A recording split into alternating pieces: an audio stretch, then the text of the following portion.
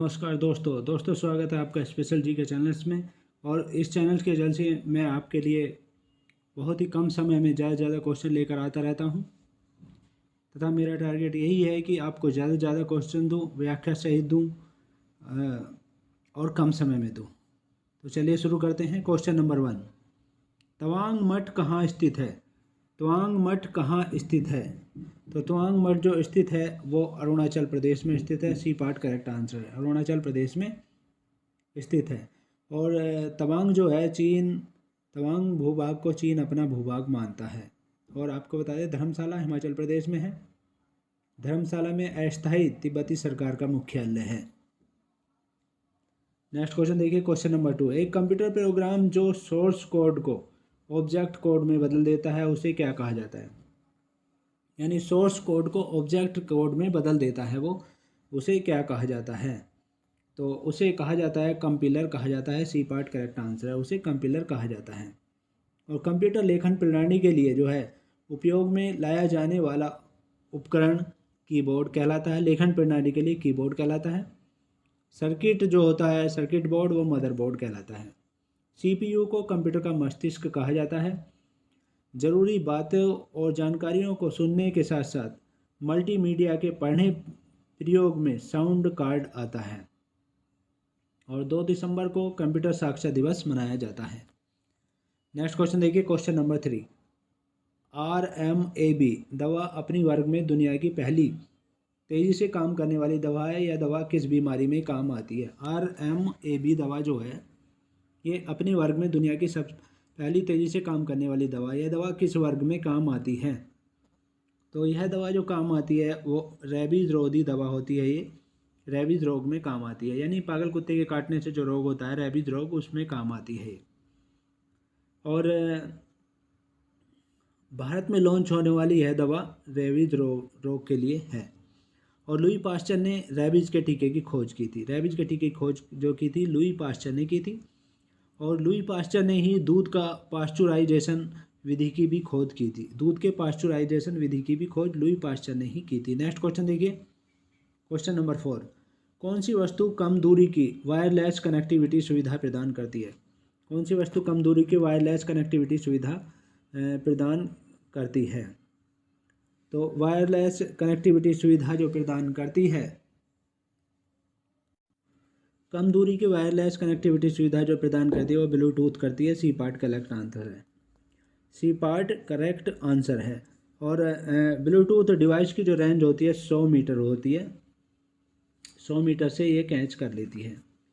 तथा एग्ज़ाम के अंदर जो है जो कंप्यूटर से संबंधित एग्ज़ाम्स होते हैं, कंप्यूटर संबंधित एग्ज़ाम्स होते हैं या दूसरे एग्ज़ाम्स जो होते हैं, उनमें जो है जो परीक्षार्थी होते हैं उनको नकल करते हुए ब्लूटूथ उपकरण का प्रयोग करते हुए पकड़ा गया है। कई बार ऐसी घटनाएं हुई हैं। नेक्स्ट क्वेश्चन देखिए, क्वेश्चन नंबर 5, ISI का पूरा नाम क्या है? ISI का पूरा नाम क्या है? ISI का पूरा नाम जो है वो इंटर सर्विसेज इंटेलिजेंस है। A part correct answer, inter services intelligence है। और ये पाकिस्तानी खुफिया एजेंसी है। और हमारे देश की जो खुफिया एजेंसी है वो है IB-RO है, इंटेलिजेंस ब्यूरो रो खुफिया एजेंसी है। और इजराइल की जो खुफिया एजेंसी है मोसाद है। मोसाद मोसाद इजराइल की खुफिया एजेंसी है। और आपको बता दें कि ये जो IBI है, ISI जो है ये पाकिस्तानी खुफिया एजेंसी, ये भारत में आतंकवाद को बढ़ावा देती है। नेक्स्ट क्वेश्चन देखिए, क्वेश्चन नंबर 6, भारतीय संसद के संबंध में विषम का पता लगाएं। भारतीय संसद के संबंध में विषम का पता लगाएं। तो इसमें से जो विषम है वो ग्रीष्म सत्र है, क्योंकि संसद का ग्रीष्म सत्र नहीं होता है। और बजट सत्र होता है, मानसून सत्र होता है, शीतकालीन सत्र होता है। कोई भी संसद में कोई भी ग्रीष्म सत्र नहीं होता है। सत्र संसद का विशेष समय होता है जब एक्ट पारित किए जाते हैं। संसद का जो है सत्र जो है विशेष समय है जब एक्ट पारित किए जाते हैं। और बजट सत्र फरवरी माह में बुलाया जाता है। बजट सत्र जो हर साल फरवरी माह में होता है। और मानसून सत्र जो है वर्षा माह में आयोजित होता है। नेक्स्ट क्वेश्चन देखिए, क्वेश्चन नंबर 7, संयुक्त राज्य अमेरिका का राष्ट्रीय खेल क्या है? संयुक्त राज्य अमेरिका का राष्ट्रीय खेल जो है वो बेसबॉल है। डी पार्ट करेक्ट आंसर है। और आपको कुछ और राष्ट्रीय खेलों के बारे में बता दें। हमारे देश का तो हॉकी है, ये जानते ही हो आप। पाकिस्तान का भी हॉकी है, स्पेन का सांड युद्ध है और इंग्लैंड का क्रिकेट है तथा चीन का टेबल टेनिस है। नेक्स्ट क्वेश्चन देखिए, क्वेश्चन नंबर 8, इसरो ने एस्ट्रोसैट नामक भारत के पहले समर्पित खगोल विज्ञान उपग्रह मिशन का शुभारंभ कब किया था? यानी भारत का जो पहला खगोल विज्ञान उपग्रह मिशन था एस्ट्रोसैट नाम से, उसको इसरो ने कब शुरू किया था? तो उसको इसरो ने जो शुरू किया था 2015 में शुरू किया था। डी पार्ट करेक्ट आंसर है। और इसरो की जो स्थापना हुई थी, इसरो का नाम सुनिए। इसरो का पूरा नाम है भारतीय अंतरिक्ष अनुसंधान संगठन और इसको संक्षिप्त में इसरो कहा जाता है। तो इसरो की जो स्थापना हुई थी 1969 ईस्वी में हुई थी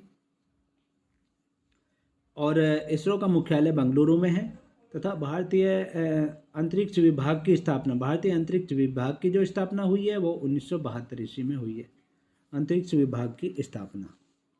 नेक्स्ट क्वेश्चन देखिए, क्वेश्चन नंबर 9, सौर पैनल में निम्न में से कौन सी धातु प्रयुक्त होती है? सौर पैनल जो होता है उसमें कौन सी धातु प्रयुक्त होती है? उसमें सिलिकॉन प्रयुक्त होता है। सी पार्ट करेक्ट आंसर है। और सौर ऊर्जा सूर्य के ताप से प्राप्त ऊर्जा से प्राप्त की जाती है। सौर ऊर्जा तो प्राप्त की जाती है, सूर्य के ताप से प्राप्त की जाती है। और सौर सेल जो है सौर ऊर्जा को विद्युत ऊर्जा में रूपांतरित करता है। सौर ऊर्जा में सिलिकॉन और चांदी धातु का प्रयोग होता है। और पृथ्वी पर जो है ऊर्जा का सबसे बड़ा स्रोत जो है सूर्य है। और हमारे देश की सरकार ने सौर ऊर्जा को अधिक प्राथमिकता दे रही है। हमारे देश की सरकार सौर ऊर्जा को ज़्यादा से ज़्यादा प्राथमिकता दे रही है। नेक्स्ट क्वेश्चन देखिए, क्वेश्चन नंबर 10, अल्फ्रेड नोबल ने किसका आविष्कार किया था? अल्फ्रेड नोबल ने किसका आविष्कार किया था? तो अल्फ्रेड नोबल ने बारूद का आविष्कार किया था, या डायनामाइट का एक विस्फोटक पदार्थ होता है उसका आविष्कार किया था। और कब किया था ये? 1867 ईस्वी में डायनामाइट का आविष्कार किया था अल्फ्रेड नोबल ने 1867 ईस्वी में। और डायनामाइट विस्फोट द्वारा पहाड़ आदि दुर्ग क्षेत्रों में मार्ग निर्माण आदि किया जाता है इनके द्वारा, विस्फोट करके डायनामाइट से। और अल्फ्रेड नोबल को इस पैटर्न से भारी मात्रा में धन प्राप्त हुआ था। और चूंकि अविवाहित थे वो, उनकी शादी नहीं हुई थी, उस राशि के ब्याज से, इसी कारण से उस राशि जो मिली थी उनको, उससे नोबल पुरस्कार देने की घोषणा की गई है। और उन्हीं के नाम पर नोबल पुरस्कार का नाम रखा गया है। नेक्स्ट क्वेश्चन देखिए, क्वेश्चन नंबर 11, टॉक्सिकोलॉजी किसका अध्ययन है? टॉक्सिकोलॉजी के अंतर्गत किसका अध्ययन किया जाता है? करेक्ट आंसर है जहर का अध्ययन किया जाता है। बी पार्ट करेक्ट आंसर है। और आपको बता दें हिप्नोलॉजी के अंतर्गत जो है नींद का अध्ययन किया जाता है। हिप्नोलॉजी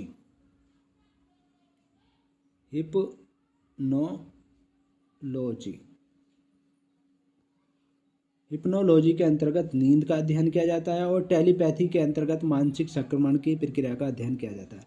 टेलीपैथी के अंतर्गत जो है मानसिक संक्रमण की प्रक्रिया का अध्ययन किया जाता है। न्यूरोलॉजी के अंतर्गत तंत्रिकाओं का अध्ययन किया जाता है। और थोड़ा समय ज़रूर लग रहा है दोस्तों, लेकिन आपको क्वेश्चन पूरा होना चाहिए। सीकोग्राफी है ये, ग्राफी। इसके अंतर्गत जो है शब्द को संकलन तथा लिखने की कला का अध्ययन किया जाता है। नेक्स्ट क्वेश्चन देखिए, क्वेश्चन नंबर 12, इनमें से किस देश में सबसे छोटे सिक्के को पैसा नहीं कहा जाता है? तो ऐसा देश जो है जिसमें सबसे छोटे सिक्के को पैसा नहीं कहा जाता है, श्रीलंका है। ऐसा डी पार्ट करेक्ट आंसर है। और श्रीलंका का पुराना नाम जो है सिंघल था। और श्रीलंका को ताम्रपाणी नाम से भी जाना जाता है। और हमारे देश का प्राचीनतम मुद्रा जो थी आहत सिक्के नाम से जानी जाती थी। प्राचीन मुद्रा जो शुरू में जो मुद्रा चली थी हमारे देश में, वो आहत सिक्के के नाम से जारी हुई थी। नेक्स्ट क्वेश्चन देखिए, क्वेश्चन नंबर 13, निम्नलिखित में से किसे पद्म विभूषण पुरस्कार से सम्मानित नहीं किया गया? पद्म विभूषण पुरस्कार से किसे सम्मानित नहीं किया गया ये बताना है। तो ऐसे हैं सुनील गावस्कर। इनमें से सुनील गावस्कर को जो है पद्म विभूषण पुरस्कार से सम्मानित नहीं किया गया। बाकी सभी को विश्वनाथन आनंद, एडमंड हिलेरी और सचिन तेंदुलकर इनको पद्म विभूषण पुरस्कार से सम्मानित किया गया है। और विश्वनाथन आनंद जो है चेस खिलाड़ी हैं। एडमंड हिलेरी प्रथम एवरेस्ट रोही हैं। 1953 में ये प्रथम एवरेस्ट आरोही रही थी एडमंड हिलेरी। और सचिन तेंदुलकर के बारे में आप जानते हो, प्रसिद्ध क्रिकेट के महानतम खिलाड़ी हैं। और पद्म विभूषण पुरस्कार जो है हमारे देश का दूसरा सबसे बड़ा असैनिक पुरस्कार है पद्म विभूषण, और भारत रत्न पहला पुरस्कार है असैनिक मामलों में।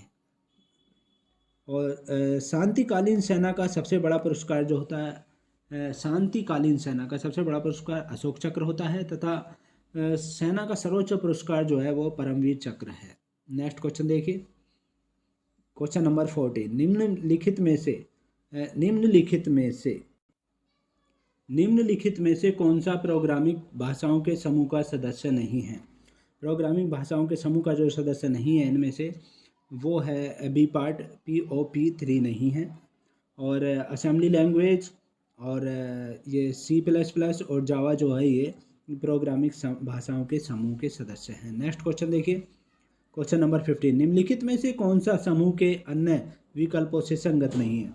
एक ऐसा है जो समूह के अन्य विकल्पों से संगत नहीं है, तो इनमें से ऐसा है व्हाट्सअप है, क्योंकि twitter.com, facebook.com और youtube.com ये .com है, और ये व्हाट्सअप जो है ऐप है। नेक्स्ट क्वेश्चन देखिए, क्वेश्चन नंबर 16, भारत का संविधान कब लागू हुआ? हमारे देश का संविधान जो लागू हुआ था वो लागू हुआ था 26 जनवरी 1950 को लागू हुआ था, और हमारे देश का संविधान जो बनकर तैयार हुआ था वो 26 नवंबर 1949 को बनकर तैयार हुआ था। 26 नवंबर 1949 को बनकर तैयार हुआ था और लागू हुआ था 26 जनवरी 1950 को, यानी 2-3 महीने बाद ही वो लागू हो गया था। और हमारे देश का जो तिरंगा झंडा है वो 26 जनवरी 1930 को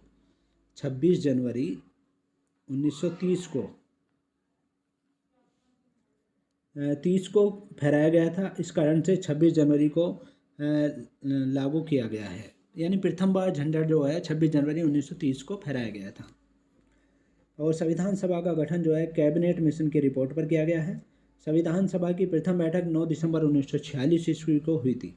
9 दिसंबर 1946 ईस्वी को हुई थी, और डॉक्टर सच्चिदानंद सिन्हा को अस्थायी अध्यक्ष चुना गया था संविधान सभा का, तथा 11 दिसंबर को स्थायी अध्यक्ष चुने गए थे संविधान सभा के, वो थे डॉक्टर राजेंद्र प्रसाद। और हमारे देश का संविधान जो है विश्व का सबसे बड़ा संविधान है लिखित रूप में। नेक्स्ट क्वेश्चन देखिए, क्वेश्चन नंबर 17, परमाणु विखंडन कैसी प्रक्रिया है?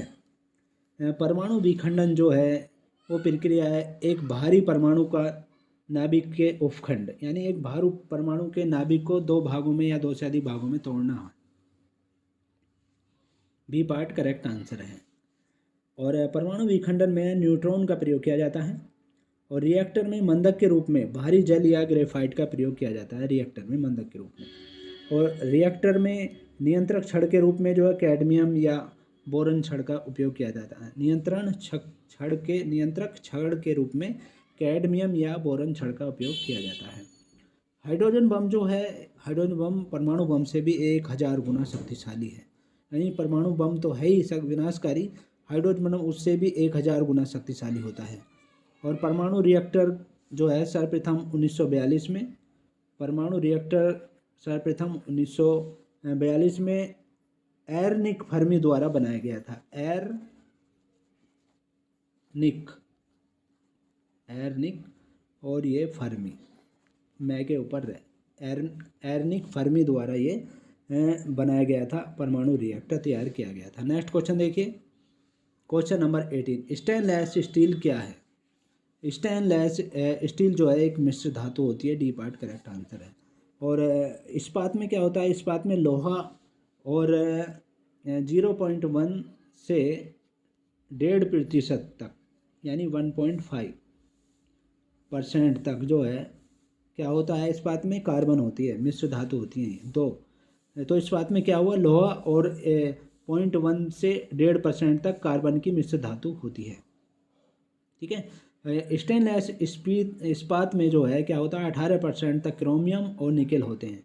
18% तक स्टेनलेस इस्पात में 18% तक क्रोमियम और निकेल होते हैं, और यह संक्षारण या जंगरोधी होता है स्टेनलेस स्टील। इसका उपयोग जो है बर्तन या उपकरण बनाने में होता है। और सिलिकॉन इस्पात में क्या होता है, 35% तक सिलिकॉन की मात्रा होती है सिलिकॉन इस्पात में। और सिलिकॉन इस्पात जो है अत्यंत मजबूत और अम्लरोधी होता है। नेक्स्ट क्वेश्चन देखिए, क्वेश्चन नंबर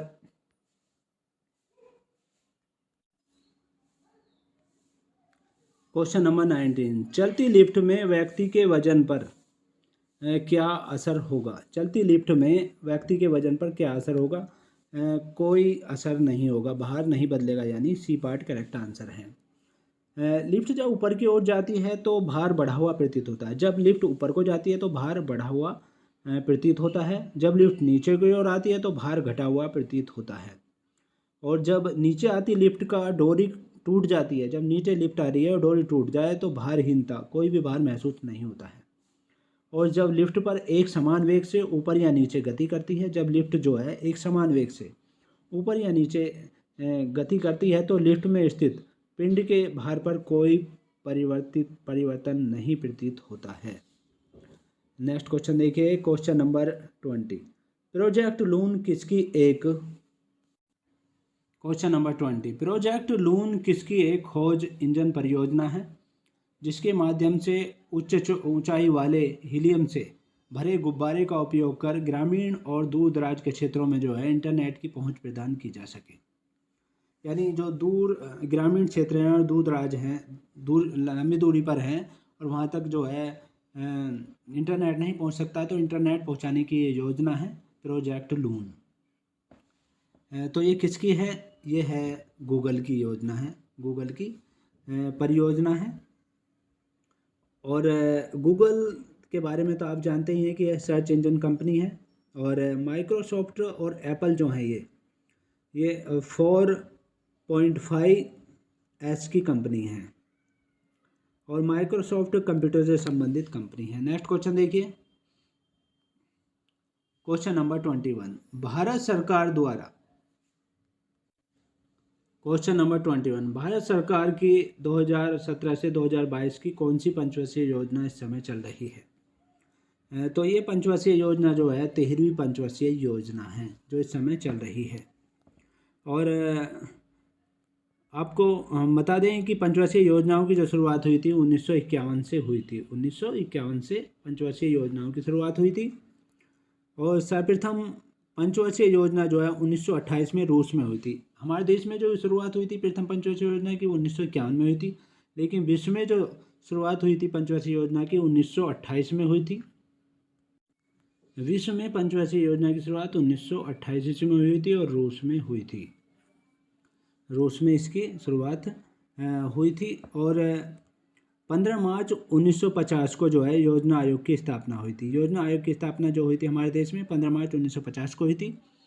तथा इस योजना आयोग का जो है नाम जो है नीति आयोग कर दिया गया है। जब से मोदी सरकार बनी है तब से उन्होंने योजना आयोग का नाम नीति आयोग कर दिया गया है 1 जनवरी 2015 से। 1 जनवरी 2015 से नीति आयोग कर दिया है। 1 जनवरी 2015 से इसका नाम जो है योजना आयोग कर दिया है, वो नीति आयोग कर दिया है योजना का नाम। नेक्स्ट क्वेश्चन देखिए, क्वेश्चन नंबर 22। सिंधु घाटी सभ्यता की सबसे महत्वपूर्ण विशेषता क्या थी? सिंधु घाटी सभ्यता की सबसे महत्वपूर्ण विशेषता क्या थी? तो इसमें से सबसे महत्वपूर्ण विशेषता जो थी ईंट के बने भवन थे। यानी उस समय ईंटों के बने हुए मकान थे, भवन थे, सबसे बड़ी विशेषता थी। और नगर नियोजन प्रणाली सबसे बड़ी विशेषता थी सिंधु घाटी सभ्यता की। और सिंधु घाटी सभ्यता को हड़प्पा सभ्यता भी कहा जाता है क्योंकि हड़प्पा नगरी खोज सबसे पहले हुई थी। और भारत का प्रथम शहरी सभ्यता थी ये सिंधु घाटी सभ्यता, भारत की प्रथम शहरी सभ्यता थी। सिंधु घाटी सभ्यता जो है मेसोपोटामिया सभ्यता की समकालीन थी और दोनों सभ्यताओं के बीच जो है व्यापारिक संबंध थे। और इसमें मातृ देवी की पूजा की जाती थी मुख्य रूप से। नेक्स्ट क्वेश्चन देखिए, क्वेश्चन नंबर 23। निम्नलिखित में से कौन सा एक क्षारीय नहीं है? तो निम्नलिखित में से जो क्षारीय नहीं है वो सल्फर नहीं है, डी पार्ट करेक्ट आंसर है। और सोडियम, पोटेशियम और लिथियम जो है ये क्षारीय हैं। सल्फर में गंधक की मात्रा होती है और सल्फर का प्रयोग जो है रबड़ को आकार प्रदान करने के लिए किया जाता है। सल्फर का प्रयोग जो रबड़ को आकार प्रदान करने के लिए किया जाता है। रबड़ में कार्बन की मात्रा मजबूती और आकार प्रदान करने में मदद करता है। नेक्स्ट क्वेश्चन देखिए, क्वेश्चन नंबर 24। बारूद में मुख्य रूप से, क्वेश्चन नंबर 24, बारूद में मुख्य रूप से क्या शामिल होता है? बारूद में मुख्य रूप से क्या शामिल होता है? करेक्ट आंसर है पोटेशियम नाइट्रेट होता है। बारूद में जो मुख्य रूप से होता है वो पोटेशियम नाइट्रेट शामिल होता है। और आपको बता दें बारूद का आविष्कार जो है रॉजर बेकन ने किया था। सर्वप्रथम रॉजर बेकन ने इस बारूद का आविष्कार किया था। डायनामाइट का आविष्कार जो किया था अल्फ्रेड नोबल ने किया था और बारूद का आविष्कार रॉजर बेकन ने किया था। और बारूद के निर्माण में जो है सोडा का प्रयोग भी होता है। नेक्स्ट क्वेश्चन देखिए, क्वेश्चन नंबर 25। फरवरी 1916 में बनारस हिंदू विश्वविद्यालय की स्थापना किसने की थी? फरवरी 1916 में बनारस विश्वविद्यालय की स्थापना जो की थी, जिसके 100 वर्ष पूरे हुए थे 2016 में, तो वो की थी, ये थे मदन मोहन मालवीय जी ने की थी। मदन मोहन मालवीय जी ने बनारस में की थी इसकी, बनारस हिंदू विश्वविद्यालय की स्थापना, जहाँ वाराणसी में है इस समय ये। और मालवीय जी ने 1915 में, मदन मोहन मालवीय ने 1915 में जो है हिंदू महासभा की भी स्थापना की थी। हिंदू महासभा की स्थापना 1915 में की थी, हिंदू महासभा की स्थापना। और Malaviya leader Abhyudaya Hindustan, the leader Abhyudaya Hindustan आदि समाचार पत्र का भी संपादन किया था उन्होंने, मालवीय ने। और 1898 ईस्वी में एनी बेसेंट ने बनारस में 1898 में एनी बेसेंट ने बनारस में सेंट्रल स्कूल कॉलेज की स्थापना, सेंट्रल स्कूल की स्थापना की थी, जो बनारस हिंदू विश्वविद्यालय में बदल गया था 1915 में, जिसको मालवीय जी ने हिंदू विश्वविद्यालय में बदल दिया था। नेक्स्ट क्वेश्चन देखिए, क्वेश्चन नंबर 26। स्वराज पार्टी के संस्थापक कौन थे? स्वराज पार्टी के संस्थापक कौन थे? स्वराज पार्टी के जो संस्थापक थे वो मोतीलाल नेहरू थे। बी पार्ट करेक्ट आंसर है। और स्वराज पार्टी मोतीलाल नेहरू और CR दास द्वारा, जो CR दास मतलब चित्तरंजन दास द्वारा 1923 ईस्वी में इलाहाबाद के आनंद भवन में की थी इसकी स्थापना। किसने की थी? एक तो मोतीलाल नेहरू थे और CR दास थे, ये चित्तरंजन दास थे। इन्होंने 1923 ईस्वी में इलाहाबाद के आनंद भवन में इसकी स्थापना की थी। और स्वराज पार्टी कांग्रेस के विरोध में 1919 ईस्वी एक्ट के अधीन चुनाव का समर्थन किया था। स्वराज पार्टी ने कांग्रेस के विरोध में 1919 एक्ट के अधीन चुनाव का समर्थन किया था। और स्वराज पार्टी का मुख्य उद्देश्य जो था सदन के अंदर प्रवेश कर ब्रिटिश सरकार का विरोध करना था। स्वराज पार्टी का मुख्य उद्देश्य ये था कि सदन के अंदर प्रवेश करके, यानी जो उस समय अंग्रेज सरकार थी उसका जो प्रशासन था उसके अंदर प्रवेश करके ब्रिटिश सरकार का विरोध करना था। नेक्स्ट क्वेश्चन देखिए, क्वेश्चन नंबर 27। कौन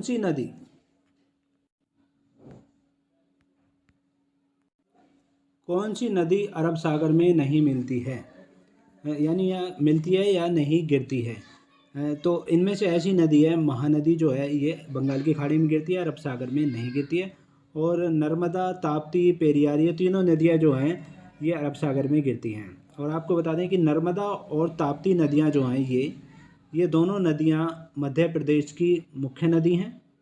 और पेरियार जो है ये केरल की है, ये केरल की मुख्य नदी है। पेरियार केरल की मुख्य नदी है। और महानदी पर जो है हीराकुंड बांध बना हुआ है, हीराकुंड बांध महानदी पर बना हुआ है। नेक्स्ट क्वेश्चन देखिए, क्वेश्चन नंबर 28। विश्व कप क्रिकेट में लगातार 4 शतक लगाने वाला पहला क्रिकेटर कौन था?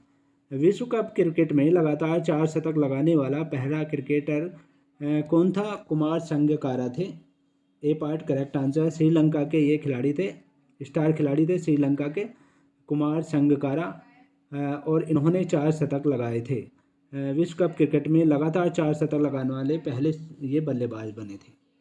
और विश्व कप क्रिकेट की शुरुआत जो हुई थी 1975 ईस्वी में हुई थी। 1975 ईस्वी में हुई थी विश्व कप क्रिकेट की शुरुआत। नेक्स्ट क्वेश्चन देखिए, क्वेश्चन नंबर 29। राज्यसभा को किस नाम से भी जाना जाता है? राज्यसभा को किस नाम से भी जाना जाता है? तो राज्यसभा को जो जाना जाता है उच्च सदन के नाम से जाना जाता है। उच्च सदन के नाम से जाना जाता है। तो राज्यसभा को उच्च सदन के नाम से भी जाना जाता है। और राज्यसभा का गठन जो है अनुच्छेद 80 के अधीन होता है। राज्यसभा एक स्थायी सदन है और राज्यसभा का कार्यकाल 6 वर्ष के लिए उनके सदस्यों का कार्यकाल जो है 6 वर्ष का होता है। राज्यसभा में अधिकतम जो है 250 सदस्य होते हैं और 12 सदस्यों की राष्ट्रपति पहले मनोनीत करते थे, अब नहीं करते हैं नए उसके अनुसार। और राज्यसभा के जो सदस्य हैं 1/3 सदस्य हर 2 साल में ये बदलते रहते हैं तथा ये राज्यसभा जो है कभी भी भंग नहीं होती है, स्थायी सदन है। नेक्स्ट क्वेश्चन देखिए, क्वेश्चन नंबर 30। निम्नलिखित में से कौन सा विद्युत का सुचालक नहीं है? तो इनमें से जो विद्युत का सुचालक नहीं है वो चीनी मिट्टी के बर्तन नहीं है। ये विद्युत के सुचालक नहीं होते, कुचालक होते हैं। सुचालक का अर्थ होता है जिस पदार्थ से होकर विद्युत धारा प्रभावित होती है, और कुचालक का अर्थ होता है जिस पदार्थ से विद्युत धारा प्रभावित नहीं होती है। चांदी को जो है उत्तम सुचालक माना जाता है। नेक्स्ट क्वेश्चन देखिए, क्वेश्चन नंबर 31। नागालैंड की राजधानी कौन सी है? तो नागालैंड की राजधानी जो होती है इनमें से वो है कोहिमा होती है। नागालैंड की राजधानी है कोहिमा। और नागालैंड को 1 दिसंबर 1963 को राज्य बनाया गया था। 1 दिसंबर 1963 को ये राज्य बनाया गया था। और नागालैंड जो है भारत का एकमात्र राज्य है जिसकी राजभाषा जो है अंग्रेजी है। यानी केवल एक ही मात्र एक ऐसा देश है, वो राज्य है हमारे देश का, जिसकी अंग्रेजी जो है वो राजभाषा है। नेक्स्ट क्वेश्चन देखिए, क्वेश्चन नंबर 32। ICT किसका संक्षिप्त नाम है? तो ICT जो संक्षिप्त नाम है इनमें से वो है इंफॉर्मेशन एंड कम्युनिकेशन टेक्नोलॉजी का ये संक्षिप्त नाम होता है ICT। और ICT जो है अभियंता क्षेत्र का जो है एक प्रमुख विभाग है जिसमें सूचना एवं संचार का विशेषज्ञ बनाया जाता है। और वर्तमान में जो है सूचना एवं संचार मंत्रालय अलग विभाग का गठन किया गया है और अटल बिहारी वाजपेयी सरकार ने इसका गठन किया था। अलग मंत्रालय बना दिया गया, सूचना एवं संचार मंत्रालय। नेक्स्ट क्वेश्चन देखिए, क्वेश्चन नंबर 33। द्वितीय विश्व युद्ध में दुश्मन की पनडुब्बियों को ट्रैक करने के लिए विकसित प्रौद्योगिकी कौन सी थी? द्वितीय विश्व युद्ध में दुश्मन की पनडुब्बियों को ट्रैक करने के लिए विकसित प्रौद्योगिकी कौन सी थी? वो थी सोनार थी। बी पार्ट करेक्ट आंसर है, सोनार थी। वो सोनार थी, बी पार्ट करेक्ट आंसर है। और सोनार का प्रयोग जो है गोताखोर जो होते हैं समुद्र में, वो अंदर की जो समुद्र के अंदर वस्तु होती है उसका पता लगाने के लिए करते हैं सोनार का प्रयोग। और रडार का प्रयोग जो है संकेतों को ग्रहण करने के लिए किया जाता है। जैसे वायुयान है, लड़ाकू विमान है, उनके संकेतों को ग्रहण करने के लिए रडार का प्रयोग किया जाता है। और राजेंद्र जो है, राजेंद्र वो भारत का स्वदेशी आधुनिकतम विमान है। स्वदेश हमारे देश में बनाया हुआ आधुनिकतम विमान है राजेंद्र। और फल्कान जो है, फल्कान इजराइल निर्मित रडार अत्यंत उन्नत तकनीकी द्वारा निर्मित है। ये इजराइल की बनाई हुई रडार है फल्कान और उन्नत तकनीकी की है। नेक्स्ट क्वेश्चन देखिए, क्वेश्चन नंबर 34। मानव श्वसन में क्या छोड़ा जाता है? तो ये तो आप जानते होंगे कि मानव श्वसन में क्या छोड़ा जाता है। यानी मानव श्वसन जब सांस लेते हैं हम, उससे बाहर क्या निकलता है? तो कार्बन डाइऑक्साइड निकलती है, तो डी पार्ट करेक्ट आंसर है। और ऑक्सीजन हम लेते हैं। तो मानव श्वसन में जो अंदर जो वायु ली जाती है वायु का 78.09 नाइट्रोजन होती है। ऑक्सीजन 21% होती है और CO2 0.03% लेते हैं, जबकि 78.09% जो नाइट्रोजन है, 17% ऑक्सीजन तथा CO2 4% छोड़ते हैं उसमें। और सांस द्वारा जो है लगभग 400 मिलीलीटर पानी प्रतिदिन हमारे शरीर से बाहर निकलता है। सांस के द्वारा कितना पानी निकलता है? 400 मिलीलीटर। 400 मिलीलीटर पानी सांस के द्वारा प्रतिदिन हमारे शरीर से निकलता है, सांस जब बाहर निकालते हैं। तो नेक्स्ट क्वेश्चन देखिए, क्वेश्चन नंबर 35। लॉग इन नाम और पासवर्ड का सत्यापन किस लिए किया जाता है? लॉग इन नाम और पासवर्ड का सत्यापन किस लिए किया जाता है? तो ये किया जाता है उपयोगकर्ता के प्रमाणन हेतु। लॉग इन नाम और पासवर्ड का सत्यापन जो किया जाता है उपयोगकर्ता के प्रमाणन हेतु किया जाता है।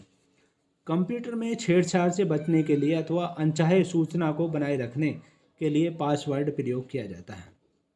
और कंप्यूटर वायरस एक मानव निर्मित डिजिटल प्रोग्राम है जो फाइल संक्रामक के नाम से जाना जाता है। कंप्यूटर पर परमाणु परीक्षणों को सब क्रिटिकल परीक्षण कहा जाता है। कंप्यूटर पर जो परमाणु परीक्षण किए जाते हैं उनको सब क्रिटिकल परीक्षण कहा जाता है। नेक्स्ट क्वेश्चन देखिए, क्वेश्चन नंबर 36। यूरो किसकी मुद्रा है? यूरो किसकी मुद्रा है? तो यूरो जो है वो यूरोपीय जोन की मुद्रा है। और यूरोपीय जोन से पहले यूके भी था, इंग्लैंड भी उसमें शामिल था, लेकिन इंग्लैंड अलग हो गया अब। और बाकी जो यूरोप के देश हैं वो सभी शामिल है यूरोपीय जोन में। और उन्होंने एक मुद्रा बनाई हुई है यूरो। और यूरो जो मुद्रा है अमेरिकी डॉलर के मुकाबले करने हेतु मास्ट्रियल संधि के अधीन आया है। यूरो जोन में सभी यूरोपीय संघ के सदस्य बनाया गया है, जो कॉमन मुद्रा है ये उनकी। और हाल ही में 2016 में ब्रिटेन में जनमत यूरो मुद्रा से बाहर होने के लिए मत दिया गया है। यूरो मुद्रा का इंजन जर्मनी है। और यूरो मापदंड जो है वाहन के पर्यावरण से संबंधित है। यूरो मापदंड वाहन के पर्यावरण से संबंधित है। यूरो स्टार फ्रांस एवं ब्रिटेन के बीच समुद्री सुरंग मार्ग है। नेक्स्ट क्वेश्चन देखिए, क्वेश्चन नंबर 37। इंफ्रारेड किरणें क्या हैं? इंफ्रारेड किरणें क्या होती हैं? ये विद्युत चुम्बकीय तरंगें होती हैं। डी पार्ट करेक्ट है। इंफ्रारेड किरणें जो होती हैं विद्युत चुम्बकीय तरंगें होती हैं। और सभी विद्युत चुम्बकीय तरंगें फोटोन की बनी होती हैं। किस चीज़ की? फोटोन की बनी हुई होती हैं। और विद्युत चुम्बकीय तरंगों का तरंग दैर्ध्य परिसर जो होता है इनका वो 10 की पावर -14 से मीटर है ये, मीटर से 10 की पावर 4 तक होता है। 10 की पावर 4 मीटर तक होता है इसका तरंग दैर्ध्य परिसर। और यह उदासीन होती है, यह अनुप्रस्थ भी होती है और उदासीन होती है। यह प्रकाश के वेग से गमन करती है। जैसे प्रकाश का वेग होता है उसी से ये गमन करती है, उसी की तरह चलती है। यानी इसके पास ऊर्जा एवं संवेग होता है। और विद्युत चुम्बकीय तरंग की जो है अवधारणा मैक्सवेल के द्वारा की गई थी। इनकी तरंगों की अवधारणा जो की गई थी मैक्सवेल के द्वारा की गई थी। नेक्स्ट क्वेश्चन देखिए, क्वेश्चन नंबर 38। खजुराहो के स्मारक कहाँ पाए जाते हैं? खजुराहो के स्मारक जो पाए जाते हैं वो मध्य प्रदेश में पाए जाते हैं। और खजुराहो छतरपुर जिले, मध्य प्रदेश के छतरपुर जिले में अवस्थित है खजुराहो चंदेल वंश की राजधानी थी। खजुराहो में कंदारिया महादेव एवं चतुर्भुज मंदिर भी विख्यात है। यहाँ के मंदिरों के दीवारों पर असली चित्रों का चित्रण है। और चंदेल वंश के संस्थापक नुन्नक थे। चंदेल वंश परमर्दी देव के दरबार में आलाउदल 2 सेनापति रहते थे। चंदेल वंश परमर्दी देव के दरबार में ही आलाउदल 2 सेनापति रहते थे। नेक्स्ट क्वेश्चन देखिए, क्वेश्चन नंबर 39। किस भारत पाक युद्ध के बाद ताशकंद घोषणा हुई थी? किस भारत पाक युद्ध के बाद ताशकंद घोषणा हुई थी? तो वो जो हुई थी 1965 में भारत पाक जो युद्ध हुआ था उसके बाद ताशकंद घोषणा हुई थी। और उस समय पूर्व सोवियत संघ का भाग था। ताशकंद जो था उस समय पूर्व सोवियत संघ का भाग था। ताशकंद वर्तमान में उज़्बेकिस्तान में है। वर्तमान में कहाँ पर है? उज़्बेकिस्तान में है। जब से सोवियत संघ का विघटन हुआ है तब से ताशकंद उज़्बेकिस्तान में है। और ताशकंद में ही लाल बहादुर शास्त्री की 11 जनवरी 1966 को 11 जनवरी 1966 को मृत्यु हो गई थी, हत्या कर दी गई थी वहाँ पर। 10 जनवरी 1966 को ताशकंद समझौता हुआ था। 10 जनवरी 1966 को ताशकंद समझौता हुआ था और 11 जनवरी को अगले दिन 11 जनवरी को यानी रात को लाल बहादुर शास्त्री की हत्या कर दी गई थी ताशकंद में। नेक्स्ट क्वेश्चन देखिए, क्वेश्चन नंबर 40। बांग्लादेश की थलीय सीमा किसके साथ है? तो बांग्लादेश की थलीय सीमा जो है वो किसके साथ है ये बताना हमें। तो बांग्लादेश की थलीय सीमा जो है भारत और म्यांमार के साथ में मिली हुई है। और बांग्लादेश का निर्माण 3 दिसंबर, बांग्लादेश का जो निर्माण हुआ है वो 3 दिसंबर से 16 दिसंबर 1971 में भारत पाक युद्ध के दौरान हुआ था। यानी भारत में ये हिस्सा जीत लिया था, पाकिस्तान का हिस्सा, तो इसको बांग्लादेश बना दिया गया था। 16 दिसंबर को बांग्लादेश स्वतंत्रता दिवस मनाया जाता है, इसीलिए 16 दिसंबर को बांग्लादेश में स्वतंत्रता दिवस मनाया जाता है। नेक्स्ट क्वेश्चन देखिए, क्वेश्चन नंबर 41। कौन सी बीमारी दिल से संबंधित नहीं है? कौन सी बीमारी दिल से संबंधित नहीं है इनमें से? वो है डिप्थीरिया बीमारी जो है इसमें दिल से संबंधित नहीं है। और काली खांसी श्वसन तंत्र से संबंधित है। और कौन सी बीमारी किससे संबंधित है सुनिए, काली खांसी श्वसन तंत्र से संबंधित है और यह हीमोफिलस पार्टिशियस जीवाणु से फैलती है। डिप्थीरिया श्वास नली संबंधित बीमारी है और कोरोनी बैक्टीरियम डिप्थीरिया से फैलता है, डिप्थोरी से ये फैलता है। डिप्थीरिया बीमारी जो है कोरोनी बैक्टीरियम डिप्थोरी से फैलता है ये। और डीपीटी का टीका बच्चों को दिया जाता है इसके लिए, डीपीटी का टीका इसके लिए, काली खांसी डिप्थीरिया और टेटनस के लिए डीपीटी का टीका दिया जाता है बच्चों को शुरू में ही। नेक्स्ट क्वेश्चन देखिए। और दोस्तों आपको बता दें एन्यूरिज्म, कार्डियोपैथी और मायोकार्डियल रप्चर ये जो है ये दिल से संबंधित बीमारियां हैं। नेक्स्ट क्वेश्चन देखिए, क्वेश्चन नंबर 42। नासा का मुख्यालय कहाँ है? नासा का मुख्यालय जो है वो वाशिंगटन में है, अमेरिका में है। नासा का मुख्यालय वाशिंगटन अमेरिका में है। और अमेरिका का ये अंतरिक्ष कार्यक्रम का संगठन है नासा। अंतरिक्ष कार्यक्रम जो अमेरिका में चलाए जाते हैं उनका संगठन है नासा। नासा द्वारा अंतरिक्ष कार्यक्रम में इसरो के साथ समझौता किया है। नासा ने अंतरिक्ष कार्यक्रम में जो है हमारे देश का जो संगठन है अंतरिक्ष का, उसके साथ समझौता किया है। इसरो भारत का अंतरिक्ष कार्यक्रम का संगठन है और इसरो का मुख्यालय बेंगलुरु में है। नेक्स्ट क्वेश्चन देखिए, क्वेश्चन नंबर 43। एनजीटी का पूरा नाम क्या है? एनजीटी का पूरा नाम क्या है? तो एनजीटी का पूरा नाम जो है नेशनल ग्रीन ट्रिब्यूनल है। नेशनल ग्रीन ट्रिब्यूनल है। डी पार्ट करेक्ट आंसर है। और एनजीटी पर्यावरण से संबंधित अधिकरण है। एनजीटी की स्थापना 2010 में हुई थी, 2010 में इसकी स्थापना की गई थी। और एनजीटी का न्यायालय जो है नई दिल्ली में स्थापित किया गया है। नई दिल्ली में इसका न्यायालय स्थापित किया गया है। नेक्स्ट क्वेश्चन देखिए, क्वेश्चन नंबर 44। इनसैट 3D एक उन्नत मौसम निगरानी पेलोड वाला मौसम उपग्रह कब लॉन्च किया गया था? इनसैट 3D एक उन्नत मौसम निगरानी वाला पेलोड है ये मौसम का उपग्रह कब लॉन्च किया गया था? तो ये लॉन्च तो किया गया था, ये 2014 में लॉन्च किया गया था। 2014 में लॉन्च किया गया था ये। सी पार्ट इसका करेक्ट आंसर है, 2014 में लॉन्च किया गया था।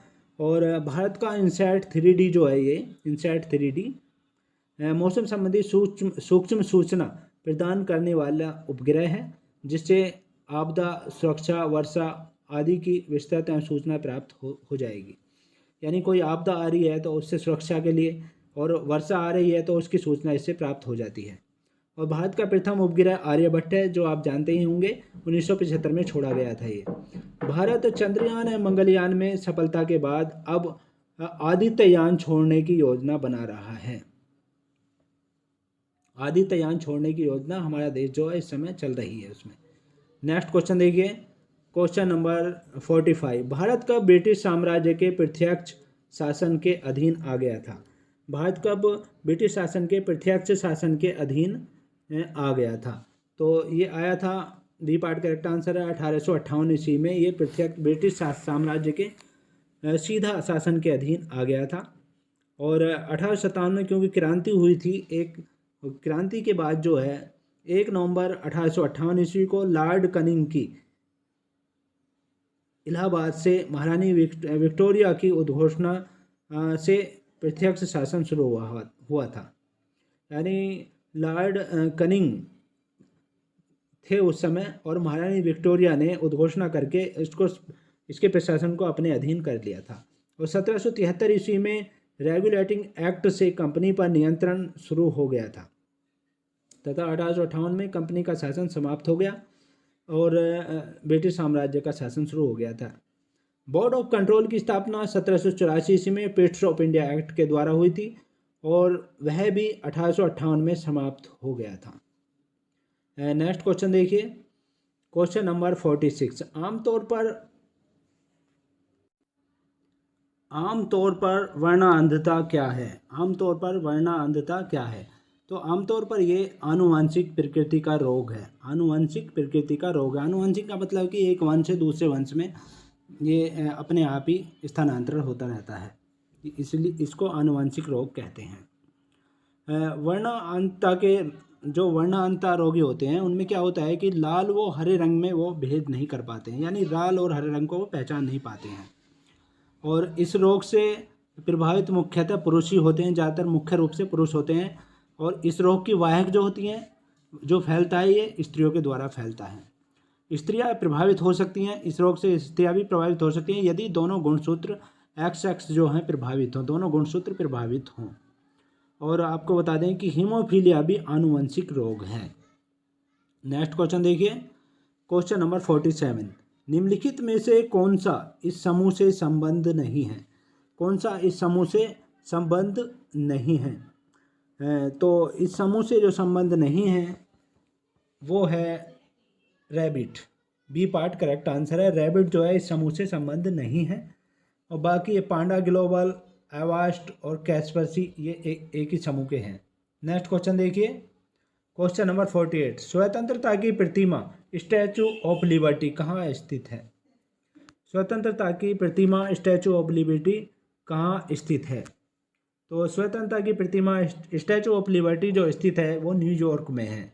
डी पार्ट करेक्ट आंसर है, न्यूयॉर्क में है वो। और स्टैचू ऑफ लिबर्टी मैनहट्टन द्वीप पर स्थित है। मैनहट्टन, नाम लिख देता हूं मैं दोस्तों,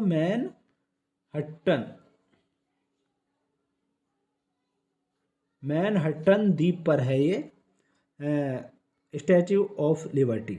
स्टैचू ऑफ लिबर्टी जो है अमेरिका को फ्रांस द्वारा दिया गया उपहार है। ये फ्रांस ने अमेरिका को ये उपहार दिया था। यह विश्व की सबसे ऊंची प्रतिमा माना जाता है और इसे विश्व की सबसे ऊंची प्रतिमा माना जाता है। नेक्स्ट क्वेश्चन देखिए, क्वेश्चन नंबर 49। कंपाइलर क्या है? कंपाइलर क्या है? कंपाइलर जो है एक सॉफ्टवेयर है। क्या है? सॉफ्टवेयर है ये। B part correct answer, software है। और कंप्यूटर के संचालन के लिए निर्मित प्रोग्रामों को सॉफ्टवेयर कहा जाता है। कंप्यूटर के संचालन के जो निर्मित प्रोग्राम होते हैं उनको सॉफ्टवेयर कहा जाता है। कंप्यूटर और उससे संलग्न सभी यंत्रों और उपकरणों को जो है हार्डवेयर कहा जाता है।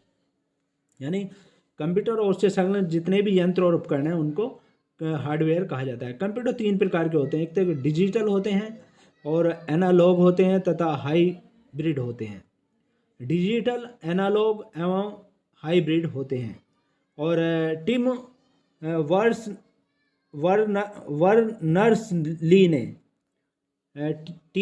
वर्नर्स-ली ने जो है WWO का आविष्कार किया था। WWW का आविष्कार जो किया था वो टिम वर्नर्स-ली ने किया था। और गणितीय कंप्यूटर को डिजिटल कंप्यूटर कहते हैं। जो गणितीय कंप्यूटर होता है उसको डिजिटल कंप्यूटर कहते हैं। आईसी चिप का विकास जो है JS किल्बो ने किया था। आईसी चिप जो होती है वो उसका विकास JS किल्बी ने किया था। JS किल्बी ने उसका विकास किया था। और चुंबकीय डिस्क पर जो है आयरन ऑक्साइड की परत होती है। जो चुंबकीय डिस्क होती है उस पर आयरन ऑक्साइड की परत होती है। तो ये देखिए कितने महत्वपूर्ण क्वेश्चन निकल कर आ रहे हैं एक ही टॉपिक पर। आगे बढ़ते हैं। क्वेश्चन नंबर 50, किस व्यक्ति को बादशाह खान के नाम से जाना जाता था? ऐसा कौन था जिसे बादशाह खान के नाम से जाना जाता था? तो दोस्तों ऐसे थे खान अब्दुल गफ्फार खान, उनको बादशाह खान के नाम से जाना जाता था और उन्हें सीमांत गांधी के नाम से भी जाना जाता है। सीमांत गांधी इसलिए कहा जाता था क्योंकि वह गांधी जी के आदर्शों पर चलते थे, सत्यवादी थे और अहिंसा को मानने वाले थे। गांधी जी के हितैषी थे, वो गांधी जी को अपना आदर्श मानते थे और गांधी जी विचारधारा को पश्चिमोत्तर सीमांतर क्षेत्र में लागू किया, इस कारण सीमांत गांधी उन्हें कहा जाता है। खुदाई एक खिदमतगार पार्टी की स्थापना 1929 में की थी, लाल कुर्ती आंदोलन की।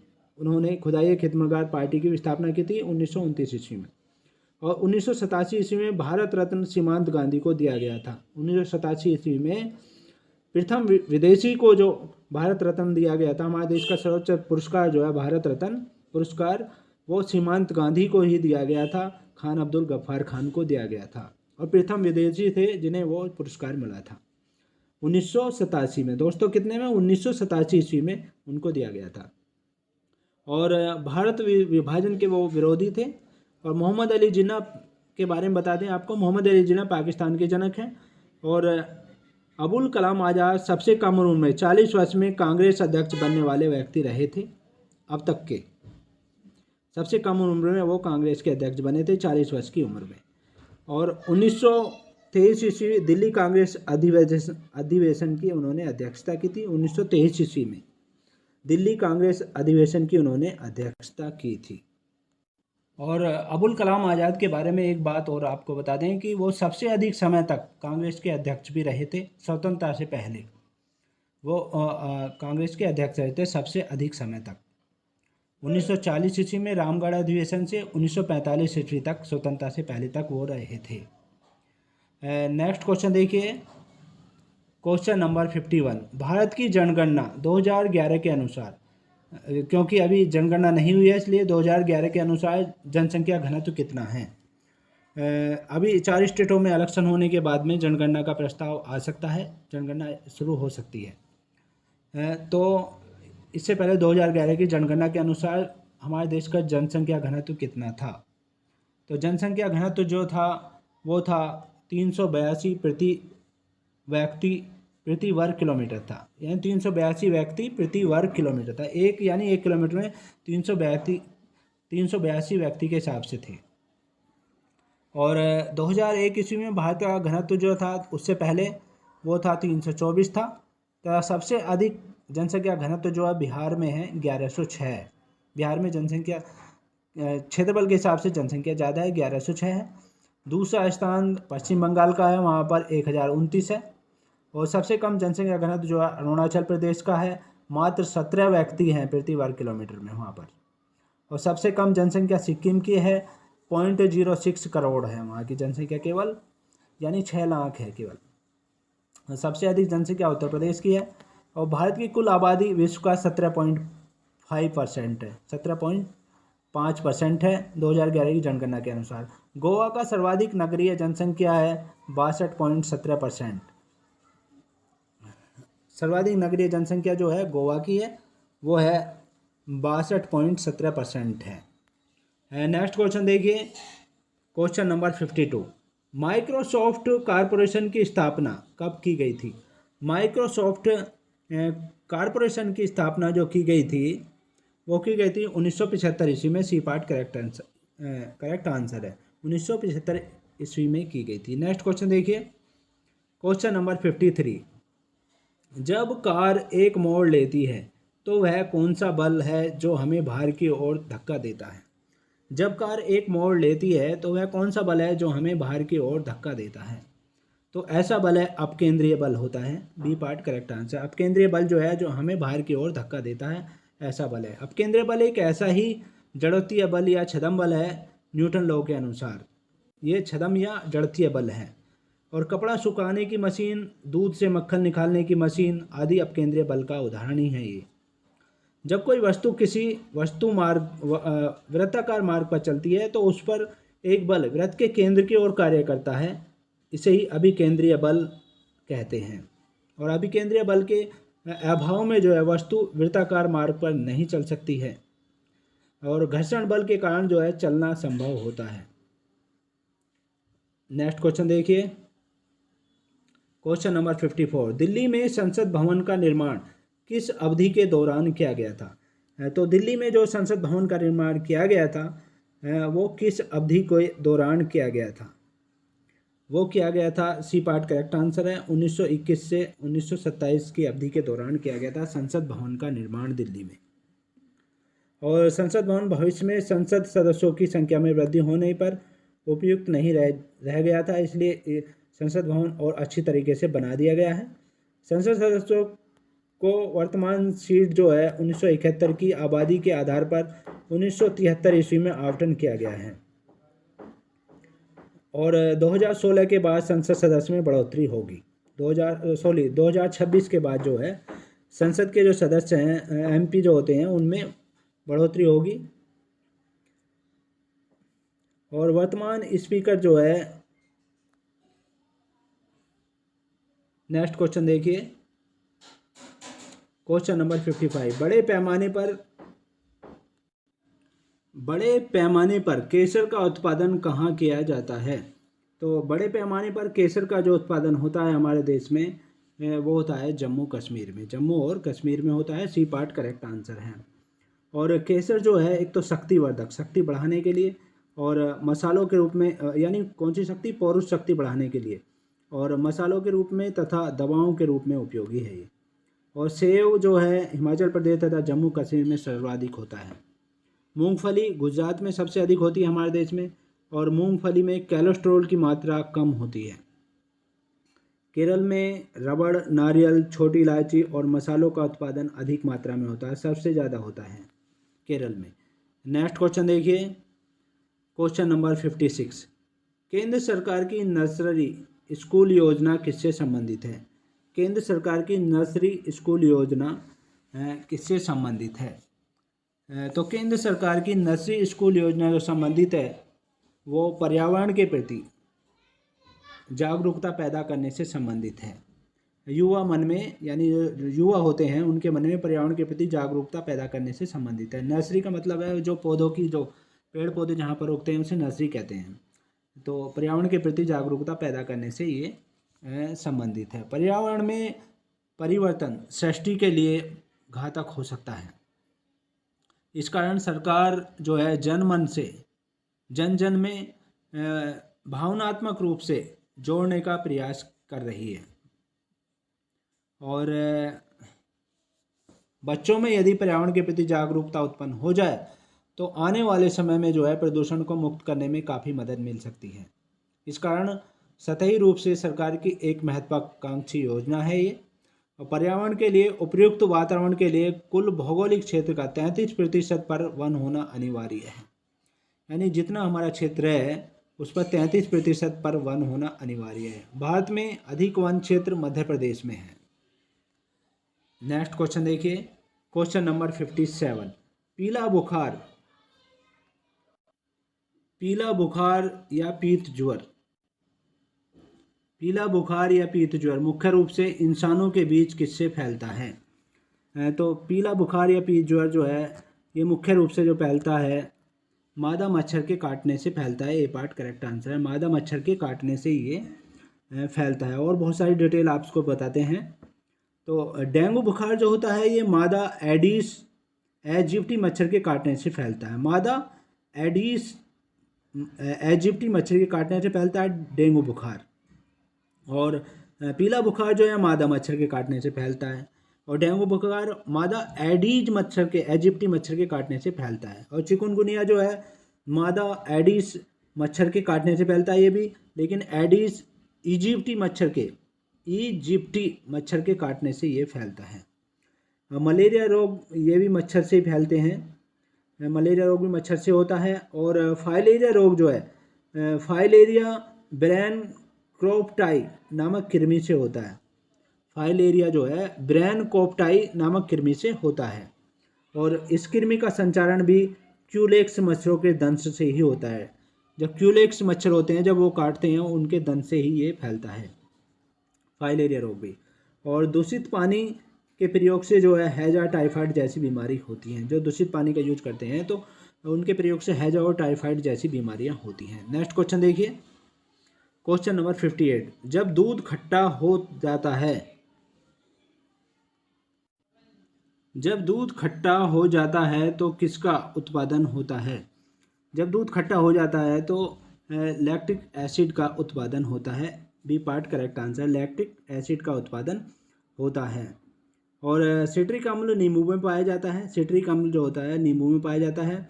और सिट्रिक खाना पचाने में जो है दोस्तों हाइड्रोक्लोरिक अम्ल का उपयोग होता है। खाना पचाने में हाइड्रोक्लोरिक HCl का उपयोग होता है। कपड़े से जंग के धब्बे हटाने के लिए ऑक्जैलिक अम्ल का प्रयोग किया जाता है। ऑक्जैलिक अम्ल का प्रयोग जो है किससे? कपड़ों से धब्बे हटाने के लिए किया जाता है। नेक्स्ट क्वेश्चन देखिए, क्वेश्चन नंबर 59। आईपी पत्ते के बिंदुदार दशमलव प्रारूप में हर सेट को क्या कहा जाता है? आईपी पत्ते के बिंदुदार दशमलव प्रारूप में हर सेट को क्या कहा जाता है? तो आईपी पत्ते के बिंदुदार इसमें जो कहा जाता है वो बी पार्ट करेक्ट आंसर है, ऑक्टेट कहा जाता है। बी पार्ट करेक्ट आंसर है, ऑक्टेट कहा जाता है। नेक्स्ट क्वेश्चन देखिए, क्वेश्चन नंबर 60। प्रधानमंत्री किसके पदेन अध्यक्ष हैं? हमारे देश के प्रधानमंत्री जो हैं किसके पदेन अध्यक्ष हैं? वो है करेक्ट आंसर है, बी पार्ट करेक्ट आंसर है, CSIR के पदेन अध्यक्ष हैं। यानी CSIR का मतलब council of scientific and industrial research, वैज्ञानिक और औद्योगिक अनुसंधान परिषद के अध्यक्ष हैं। पदेन अध्यक्ष होते हैं प्रधानमंत्री। और वैज्ञानिक और औद्योगिक अनुसंधान परिषद CSIR की स्थापना 1942 में की गई थी। 1942 में इसकी स्थापना की गई थी और इसका मुख्यालय नई दिल्ली में है। इसरो जो है भारत का अंतरिक्ष संगठन है। इसरो भारत का अंतरिक्ष संगठन है। भारतीय अंतरिक्ष अनुसंधान संगठन की स्थापना 15 अगस्त 1969 ईस्वी को की गई थी। इसरो का मुख्यालय बेंगलुरु में है। पिछले क्वेश्चनों में मैंने बता दिया था आपको। और DRDO का रक्षा अनुसंधान एवं विकास संगठन पूरा नाम है। DRDO का रक्षा अनुसंधान एवं विकास संगठन इसका पूरा नाम है। DRDO का मुख्यालय बेंगलुरु में है। नेक्स्ट क्वेश्चन देखिए, क्वेश्चन नंबर 61। दिल्ली में जंतर मंतर का ऐतिहासिक दृष्टि से क्या महत्व है? दिल्ली में जंतर मंतर का ऐतिहासिक दृष्टि से जो महत्व है वो खगोलीय वेधशाला है ये। और इसकी स्थापना जयपुर के शासक जो थे राजा जयसिंह द्वितीय थे, उन्होंने करवाई थी। नेक्स्ट क्वेश्चन देखिए, क्वेश्चन नंबर 62। संयुक्त राज्य अमेरिका का लोकप्रिय यांकी स्टेडियम कहाँ स्थित है? संयुक्त राज्य अमेरिका का लोकप्रिय यांकी स्टेडियम वो कहाँ स्थित है? वो स्थित है न्यूयॉर्क में स्थित है। बी पार्ट करेक्ट आंसर है, न्यूयॉर्क में है। और यांकी स्टेडियम बॉक्सिंग से संबंधित है। न्यूयॉर्क मैनहट्टन द्वीप पर अवस्थित है। न्यूयॉर्क जो है मैनहट्टन द्वीप पर अवस्थित है। और फॉरेस्ट हिल स्टेडियम टेनिस के लिए न्यूयॉर्क में है। फॉरेस्ट हिल स्टेडियम है वो भी न्यूयॉर्क में है, टेनिस के लिए है वो। और वाइट सिटी स्टेडियम कुत्तों की दौड़ के लिए इंग्लैंड में है। वाइट सिटी स्टेडियम जो है कुत्तों की दौड़ के लिए है वो इंग्लैंड में है। Black Heath stadium AB football के लिए लंदन में है। ब्लैक हीथ स्टेडियम जो वो AB फुटबॉल के लिए लंदन में है। और बुकलैंड स्टेडियम फुटबॉल के लिए ही लंदन में है। और सैंडी लॉज स्टेडियम जो है गोल्फ के लिए स्कॉटलैंड में है। और हरलिंघम स्टेडियम पोलो के लिए इंग्लैंड में है। हरलिंघम स्टेडियम जो है पोलो के लिए इंग्लैंड में है। और इप्सम स्टेडियम जो है डर्ब रिस के लिए ब्रिटेन में है। इप्सम स्टेडियम डर्ब रिस के लिए जो है कहाँ में है? ब्रिटेन में ही है इप्सम स्टेडियम। नेक्स्ट क्वेश्चन देखिए, क्वेश्चन नंबर 63। मंगल ग्रह को किसके रूप में भी जाना जाता है? मंगल ग्रह को जो जाना जाता है लाल ग्रह के रूप में जाना जाता है। सी पार्ट करेक्ट आंसर है। और आपको थोड़ा डिटेल में बता दें कि लाल रंग का कारण जो है आयरन ऑक्साइड है। वहाँ पर आयरन ऑक्साइड ज़्यादा है इसलिए लाल रंग है उसका। और यह पृथ्वी के समान 2 ध्रुव हैं। यहाँ पृथ्वी के समान ही 2 ध्रुव हैं। ये अपनी कक्षा तली पर 25 सेल्सियस के कोण पर झुका हुआ है। हमारी पृथ्वी जो है 23.5 डिग्री के कोण पर झुकी हुई है, ये 25 डिग्री के कोण पर झुका हुआ है। और सूर्य की परिक्रमा ये 687 दिन में करता है और हमारी पृथ्वी जो है 366 दिन में करती है। यह अपनी धुरी पर 24 घंटे में एक पूरा चक्कर कर लेता है। हमारी पृथ्वी 24 घंटे में एक पूरा चक्कर करती है। सौर मंडल का सबसे बड़ा ज्वालामुखी ओलिपस मेसी है। सौर मंडल का सबसे बड़ा ज्वालामुखी जो है वो ओलिपस मेसी है तथा सबसे ऊंचा पर्वत निक्स ओलंपिया है जो माउंट एवरेस्ट से लगभग 3 गुना ऊंचा है। सबसे ऊंचा पर्वत जो है निक्स ओलंपिया है सौर मंडल का, जो माउंट एवरेस्ट से लगभग 3 गुना ऊंचा है। और फोबोस एवं डीमोस जो है 2 उपग्रह हैं। फोबोस और डीमोस 2 उपग्रह हैं। नेक्स्ट क्वेश्चन देखिए मंगल ग्रह के। नेक्स्ट क्वेश्चन देखिए क्वेश्चन नंबर 64। अर्धसैनिक बल का प्रमुख बनने वाली पहली महिला का नाम क्या है? अर्धसैनिक बल का प्रमुख बनने वाली पहली महिला जो बनी थी अर्धसैनिक बल की वो अर्चना रामसुंदरम थी। बी पार्ट करेक्ट आंसर है। अर्चना रामसुंदरम है अर्धसैनिक बल की प्रमुख बनने वाली पहली महिला का नाम। और आपको बता दें कि CRPF की स्थापना 1939 ईस्वी में हुई थी, नई दिल्ली में हुई थी। और असम राइफल्स की स्थापना 1835 ईस्वी में हुई, शिलोंग में हुई थी, सबसे पुरानी है ये। और होम गार्ड्स की स्थापना 1946 में राज्यों में हुई थी। प्रादेशिक सेना जो है 1949 में हुई थी, राज्यों में हुई थी इसकी स्थापना। NCC की 1948 में नई दिल्ली में हुई थी। CISF की स्थापना 1969 ईस्वी में नई दिल्ली में हुई थी। BSF की स्थापना 1965 में नई दिल्ली में हुई थी। और RAF इसकी स्थापना जो है 1992 ईस्वी में हुई है। नेक्स्ट क्वेश्चन देखिए क्वेश्चन नंबर 65। वॉशिंग सोडा का इस्तेमाल किसके लिए किया जा सकता है? वॉशिंग सोडा का इस्तेमाल जो है वो किया जा सकता है। सी पार्ट करेक्ट आंसर है। कठोर जल को नरम करने के लिए किया जा सकता है। वॉशिंग सोडा का इस्तेमाल कठोर जल को नरम करने के लिए किया जा सकता है। सोडियम कार्बोनेट धोवन सोडा का रासायनिक सूत्र जो है वो NO2CO3 होता है। NO2CO3 होता है। और सोडियम बाइकार्बोनेट या खाने का सोडा का रासायनिक सूत्र NaHCO3 है। खाने का सोडा अग्निशामक यंत्र, बेकरी उद्योग में और प्रतिकारक के रूप में होता है। कठोर जल को अस्थायी रूप से गर्म कर हटाया जा सकता है। और गिलास निर्माण, कागज उद्योग, जल की स्थायी कठोरता हटाने में धुलाई के लिए घरों में धोवन सोडा का प्रयोग किया जाता है। नेक्स्ट क्वेश्चन देखिए क्वेश्चन नंबर 66। निम्नलिखित में से कौन सा समूह से संबद्ध नहीं है? कौन सा समूह से संबंध नहीं है? इनमें से जो संबंध नहीं है वो है screen. B part correct answer है। स्क्रीन नहीं है और सभी ये टीवी चैनल्स हैं। और जी कलर्स और सोनी ये सभी टीवी चैनल्स हैं। जी ये स्क्रीन नहीं है। स्क्रीन टीवी की स्क्रीन होती है, ये पर्दा होता है। नेक्स्ट क्वेश्चन देखिए क्वेश्चन नंबर 67। हार्नबिल त्यौहार मनाया जाता है। हार्नबिल त्यौहार जो है कहाँ मनाया जाता है? नागालैंड में मनाया जाता है। नागालैंड में मनाया जाता है हार्नबिल त्यौहार। और बिहू असम का त्यौहार है। शक्ति पूजा, दुर्गा पूजा जो है पश्चिम बंगाल का और बिहार का मुख्य त्यौहार है ये।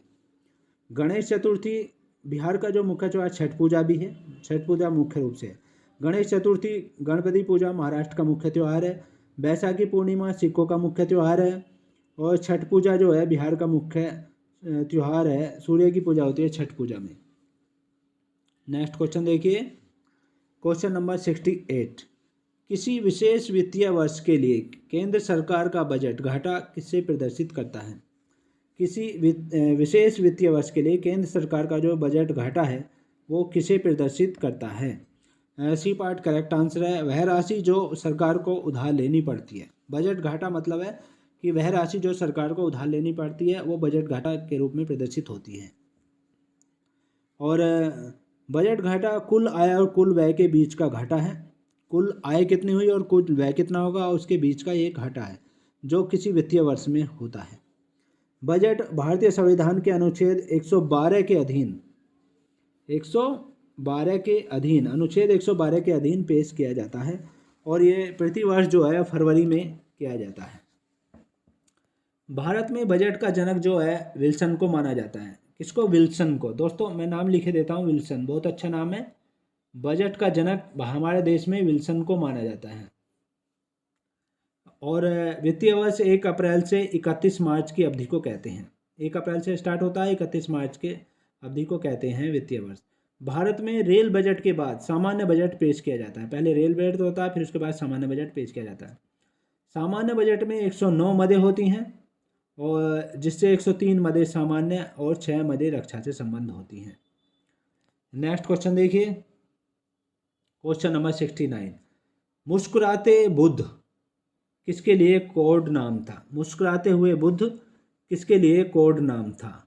करेक्ट आंसर है भारत द्वारा 1974 में किए गए पोखरण फर्स्ट परमाणु परीक्षण के लिए। पोखरण में पहला परमाणु परीक्षण किया गया था 1974 में भारत ने, राजस्थान में, पोखरण राजस्थान में है, तो उसको मुस्कुराते हुए बुद्ध का कोड नाम दिया गया था।